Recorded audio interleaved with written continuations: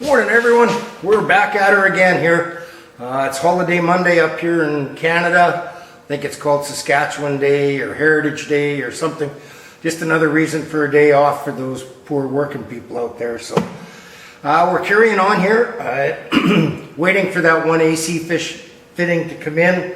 It's going to hold me up a little bit, but in the meantime I'm going to try and get the rest of the lines finished under the dash, and that's what I'm working on. So I've got one of these Vevor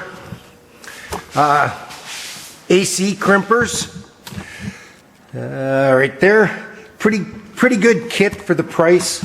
It's really quite inexpensive. This will be the third vehicle I'm doing with it, and I've had zero problems. It comes with SRB and regular fittings here, or the dies for crimping. SRB is for reduced barrier. It's a little different wall in your tubing. It's a little thinner, so these crimp a little tighter. So I'm working on the suction line out of the evaporator, which is right here, and I've got it cut to length. And you have to clock your fittings when you're using 90s and such, otherwise nothing's going to work, just like doing a hydraulic fitting.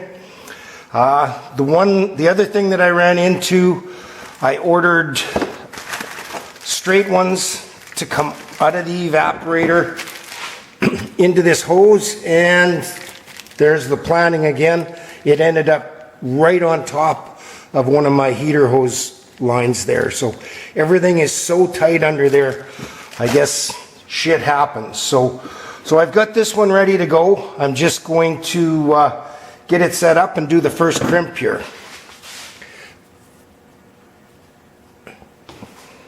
Okay, so I've got this one in. What I wasn't real happy with the amount of gap there was, starting with the SRB dies that come with it, which is the reduced barrier ones. So I did one round of crimping with the regular number 10s, and then I just put the SRB ones in here, and I'm just giving it another crimp just to make sure it's tight enough.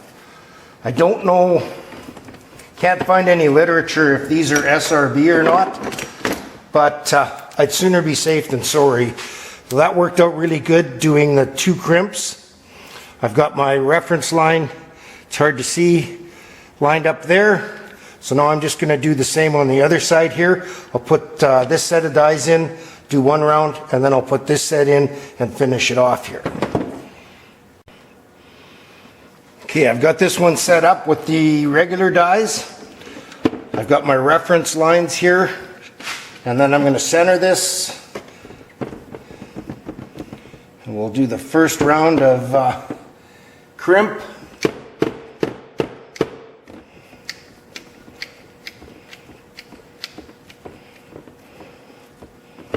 You don't have to go too crazy on it. This is your rough adjustment. Pop it out. Taking these dies in and out, squeeze the outsides, and they pop right out. We'll stick the other ones in. Again, squeeze the outside, put the center square in first, and then just press down. If you try and put one side in, it doesn't work. Okay, then we'll line up put her back in the same orientation. Put your pin in, snug it up, and we'll just give her a final crimp here.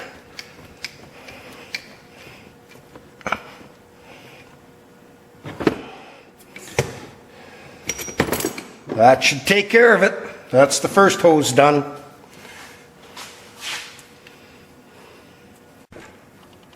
Okay guys, and as you know that with AC you always use the green AC O-rings, and this stuff is called Nylog Blue. It's specially made for refrigerant and air conditioning. It's safe with all the different kinds of refrigerant. So it's kind of a gooey stuff, but I've never had a leak since I started using it. And we all know what that's going to do, what I just said. So it doesn't take much, just put a little get the tube open, a little bit around the O-ring, and we're good to go. I'm going to go install this line in the cab. Okay guys, there's the first line installed. As you can see, if this had to come straight out, it would have run right into my upper heater hose here. So next is the number 6 line. High pressure comes from the evaporator up to this fitting, and then I've got to run 2 AC or heater hoses over to here, and these things are less than 1/8 of an inch apart.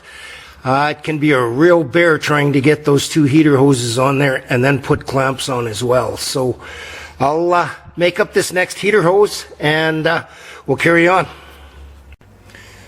Okay guys, I figured I should mention I use a zip disc for cutting this stuff.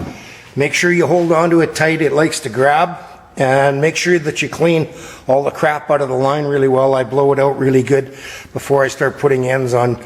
That would really not be good for your compressor.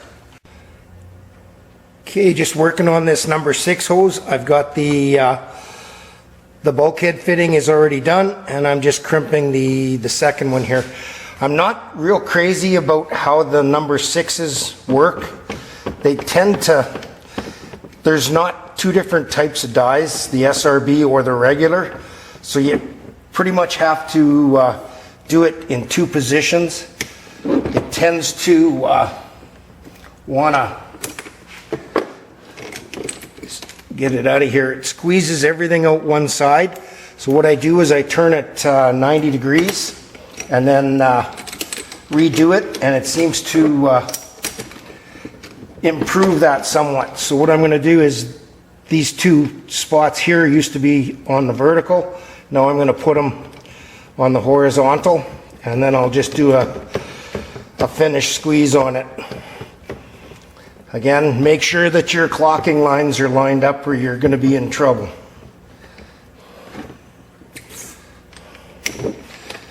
Be throwing hose and fittings away. Okay, so there's the second one. Nice and tight. It does kind of double it over there, but I don't think that's going to be an issue. Okay, I'll get this one installed. Okay, so we have both of the AC lines in. Now it's time to work on these 2 heater hoses. A little tidbit here: when you're tightening up these AC fittings, remember they're O-rings, so you don't have to put 400 pounds of torque on them. And you always got to try and make sure you hold the corresponding fitting so that everything doesn't try and twist and you end up cracking the evaporator or something. It's really tough on the suction line back here. That fitting is 1 1/16, and the wrench itself is huge to try and get in there, so you just got to snug it the best you can. There's no way to hold the tube that goes into the evaporator. Okay, so we're still working on this AC stuff. I just built this bracket for mounting the dryer for the AC. So once again, I'm going to put a little bit of foam in here, and then there'll just be a hose clamp goes around that holds the dryer in, and then this piece here bolts into the very front corner. The rad support, something like that, and then the dryer will go right there. So then I can start running the rest of the lines here. Okay, so we got the mount set up for the AC dryer. I've got the hose up to the firewall made, the number 6, as well as the one that goes down to the condenser. And while I was in here playing around, I saw antifreeze leaking. So now I've got the front of the motor apart. When I had the motor out before I put it in, I figured I should maybe put a new water pump in, and then decided against it. Real smart. The front seal was leaking on it, so now I'm waiting for one of those too. And turns out I had a pinhole in my the pipe I made to join the 2 lower rad hoses, and I had to weld that up as well. So I'm going to carry on, get my new AC compressor installed, and start making the last of the AC lines. At least I can get a vacuum pulled on that and the oil and stuff added, and it'll be ready for charging once we get the new injectors and everything. So, been a couple days here. I've got all of my AC lines done now. I've got the number 10 suction line going into the new compressor, coming up into the firewall.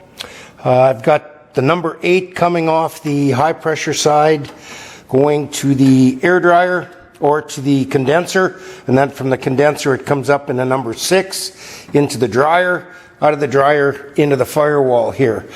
I've got all the wiring done up. I just cut the factory plug-in off of the GM harness off of the 03 Silverado and wired it in to the Vintage Air wiring harness. I decided I better install my hood hinge, and man, is that tight.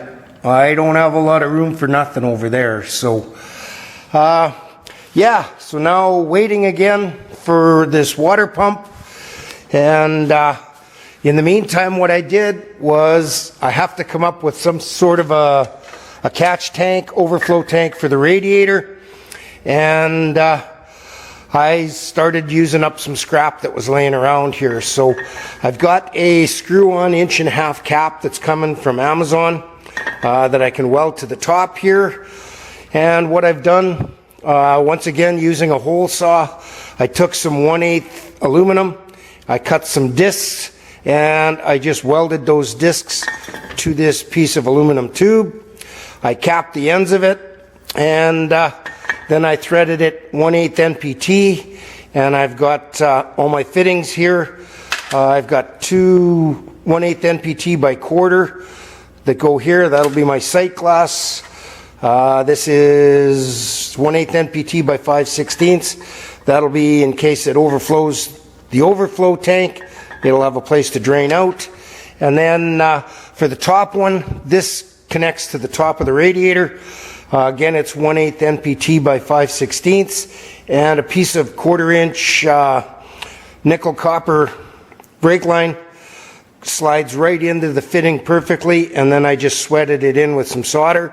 So it'll go in here, screw down, overflow will come in, fill the tank up, and then as the engine cools it can suck it back into the engine. So I'm just going to get all of these fittings put back in, pressure test. I had 3 leaks after the first test, so had to do some more welding. I am anything but a good TIG welder, and aluminum, especially this Chinese aluminum, this piece of tube is left over from my air intake on the 59, and it is terrible stuff. It's really dirty, and whatever they use in their mandrel bender left drag marks in it, and a couple of those are fairly porous, so I've had to fix those up as well.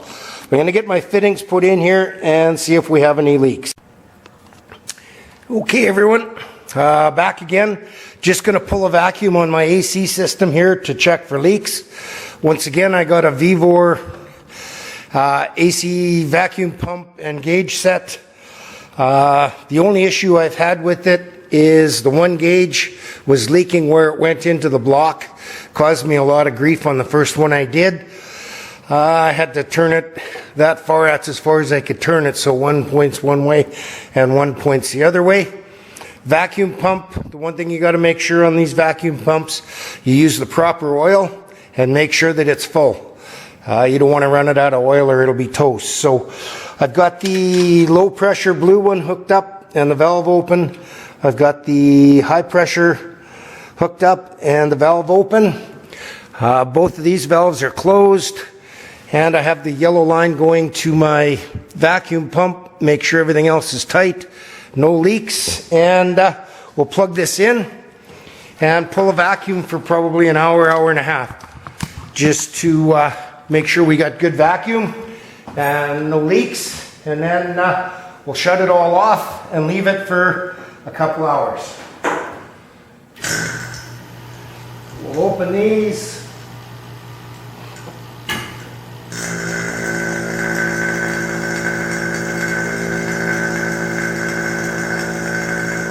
should be pulling down below zero on the gauges here.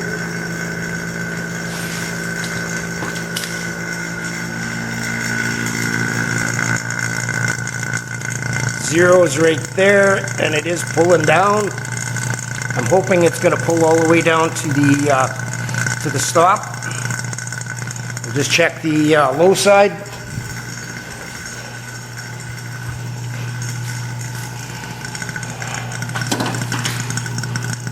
Yeah, the low side's down to almost 30 inches of vacuum. So once again, when it's not running, make sure your oil's good on your vacuum pump. And that's a special oil. You can't just use any kind of oil in it. So, okay.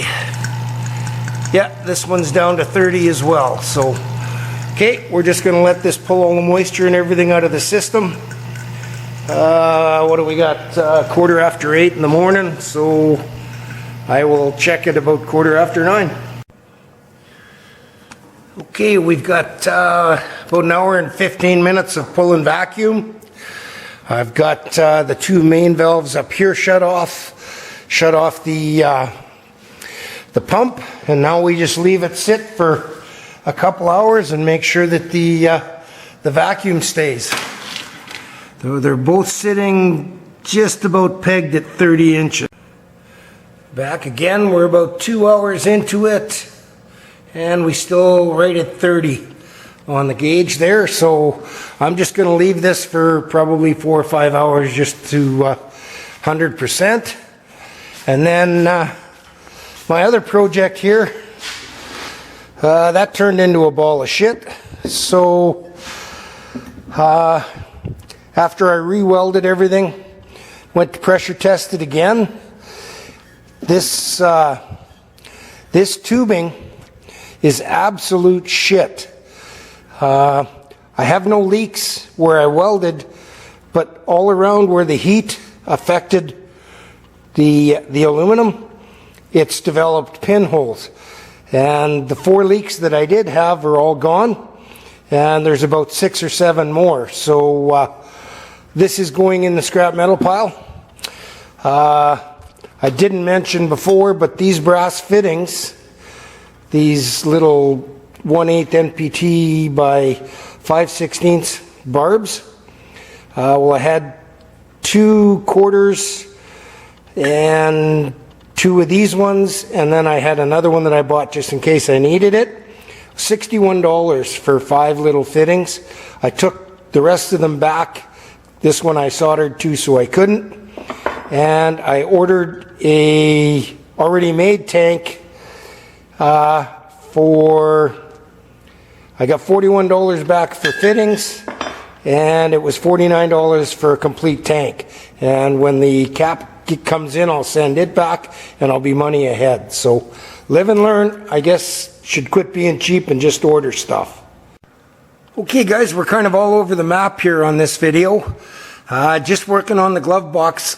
As you can see, we don't have a lot of depth now with the vintage air unit in there and all of the ducts hooked up.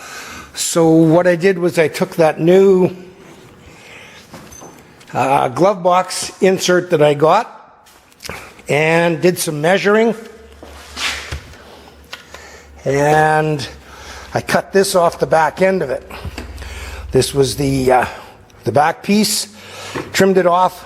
I left 3 inches extra, made some folds, and now I have the new one that's going to go in there. And what I've found works really well on this is Gorilla duct tape. It's really strong, and once it's stuck, it stays. And then we'll put a few staples in just to make sure everything stays locked together here. Okay, we've got it all sealed up. Put some staples in. Not very deep, but it'll hold the registration and a little bit of junk. Maybe a pack of fuses or whatever. Get this installed, put the glove box door on. Okay, we got the dash together for the last time. I think it looks pretty decent. Glove box, like I said, it's not very deep, but it'll hold the registration and stuff. Should be no issue there. Works pretty nice. So I think I'm going to call that good for this video.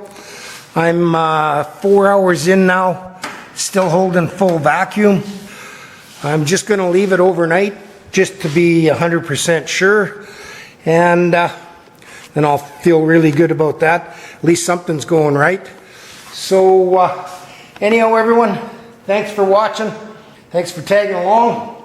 All the encouragement. Enjoy all the comments and everything. So we'll catch you on the next one. Thanks for subscribing too, everybody. Really appreciate it.